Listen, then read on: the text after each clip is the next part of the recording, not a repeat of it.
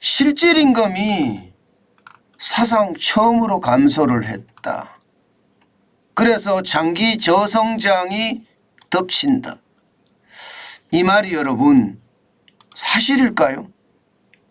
저는 사실일 가능성이 굉장히 높다고 봅니다. 일단 말입니다. 이것부터 먼저 한번 보시지요. 전년 대비 실질임금 감소율입니다.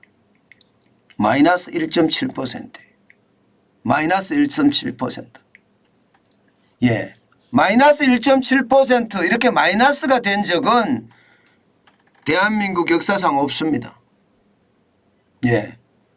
이 실질임금이라는 이 지표를 집계하기 시작했던 게 2011년이거든요. 2011년 이래 사상 첫 마이너스를 기록했습니다.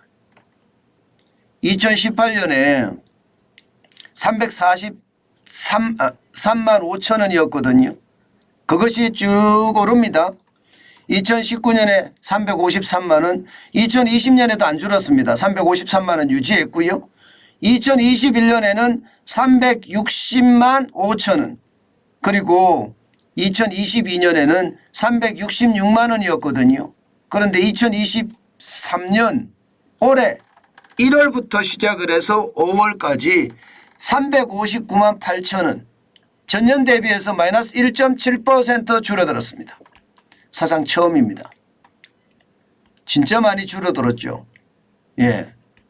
이게 증가율도 보면 말입니다. 2018년 5.8% 최저임금 엄청 올렸던 때죠. 16.4%를 올렸으니까 이때가 아마 늘어난 것은 당연하다고 봅니다. 2019년 2.8% 마찬가지 최저임금을 엄청나게 올렸습니다. 예, 2020년에는 최저임금을 적게 올리니까 게다가 경기가 무너졌으니까 0%였거든요. 0%도 난리 났다 이야기를 했었어요. 그런데 2021년이나 2022년은 그래도 실질 임금이 조금씩 올라갔습니다. 그런데 2023년에는 결국은 마이너스 1.7%를 기록을 했습니다. 이것은 결국 말입니다, 여러분. 예, 물가는 계속 올라가는데, 그죠? 물가는 계속 올라가는데 쉽게 말하면 임금은 예, 그만큼 못 따라 올랐다는 뜻이에요. 물가 올라가는 게 여러분도 알다시피 엄청나잖아요. 지금 말입니다.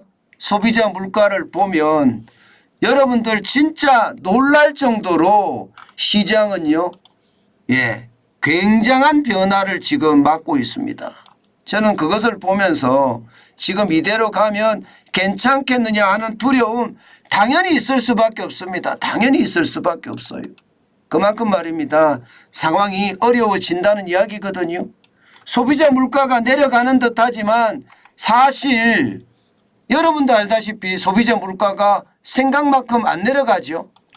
왜냐하면 체감 물가가 예상보다가 안 내려갑니다. 예, 이게 작년에 워낙 많이 올라서 그 오른 영향이 지금도 미치고 있다는 뜻이에요. 지금도.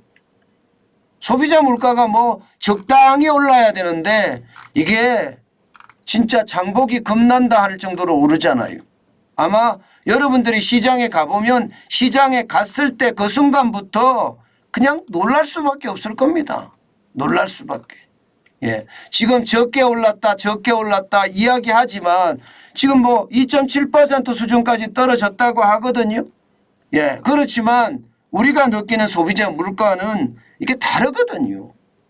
왜냐하면 작년에 7월에 6.3% 올랐던 그 기조가 계속되고 있기 때문이에요.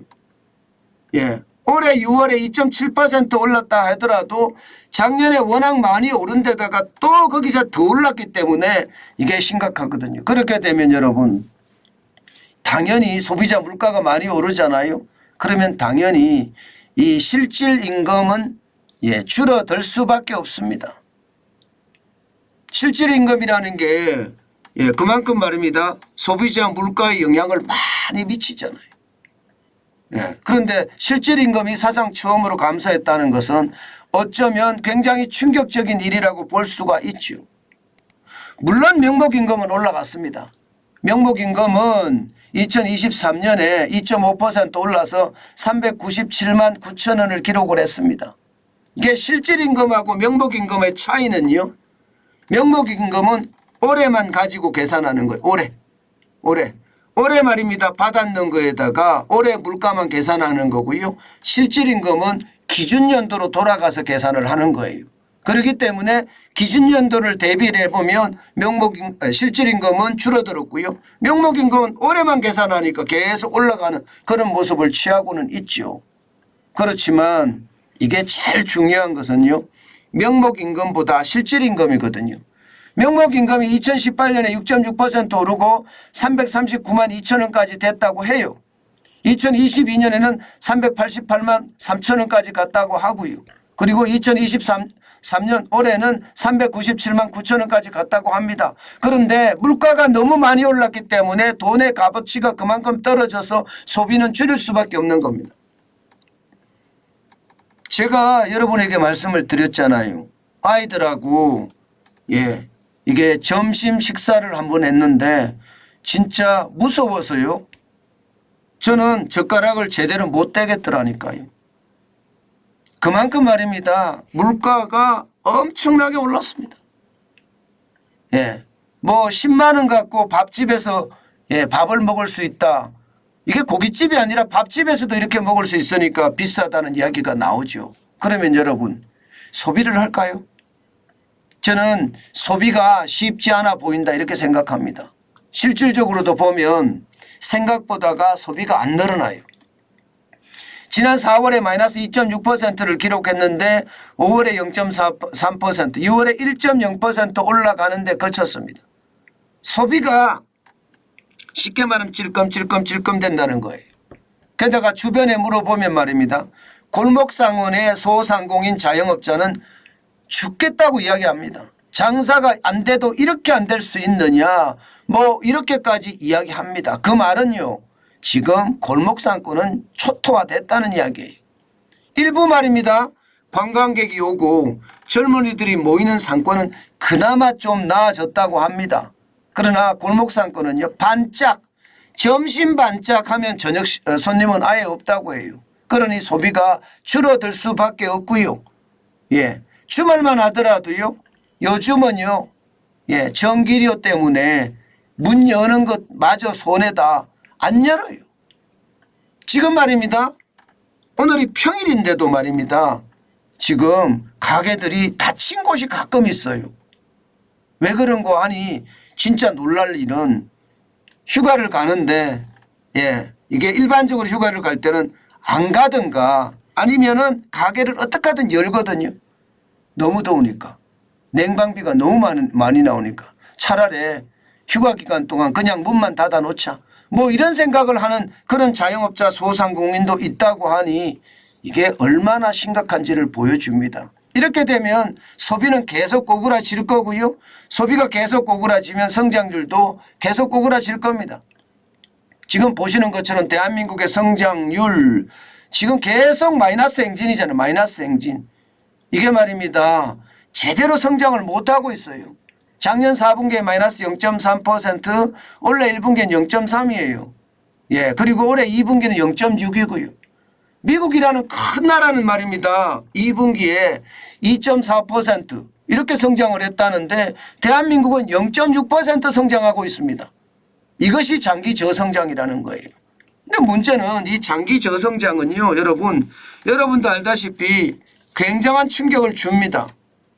이게 한번 어려웠다가 V자 반등으로 확 좋아지면 경기가 살아나는 느낌으로 진짜 좋아지는 느낌을 가질 수가 있는데요. 그런데 이게 침체의 부분, 불황의 부분이 계속 이렇게 길게 가면요. 그 고통은 굉장히 큽니다. 지금 이대로라면요. 그 고통의 수준은요. 점점 더 커지지 않겠느냐 이렇게까지 예상을 합니다. 제가 여러분에게 L자형 침체가 길게 간다고 말씀드린 거 결국은 제 예측이 틀리지 않았습니다. 물론 제 예측이라기보다는 지표가 말해준 거죠. 지표는요. 그만큼 말입니다. 대한민국이 장기 저성장에 빠진다. 지금 이렇게 말하고 있는 겁니다. 그래서 윤석열 정부가 민간주도 성장을 이야기하지만 과감한 규제 혁신이나 과감한 개혁이 일어나지 않는 한 지금과 같은 저성장의 어떤 상황에 계속 몰릴 수밖에 없는 게 현실이 되겠다. 저는 그렇게 생각합니다. 그만큼 상황 자체가 여러분 예상했던 것보다가 굉장히 나빠진다는 이야기예요. 굉장히 나빠진다는 이야기. 저는 이런 성장 상태가 계속 가면 갈수록요 아마 우리 국민들의 어떤 경제 고통의 수준은요 점점 커질 겁니다. 커질 수밖에 없고요. 그런데 그것을 말입니다. 탓할 수가 없습니다. 탓할 수가 없습니다. 그만큼 말입니다. 상황이 굉장히 제가 봐서는 나빠진다. 저는 이렇게 말씀드리고 싶어요. 그래서 여러분들에게 제가 지금은 투자할 때가 아니다. 생업에 열심히 종사하면서 현금을 쌓아가자. 그 말씀 계속 드리잖아요. 그 말이 정답이라는 뜻입니다. 그게 지금은요 가장 중요한 요소가 아닐까 다시 한번 여러분께 말씀 올립니다.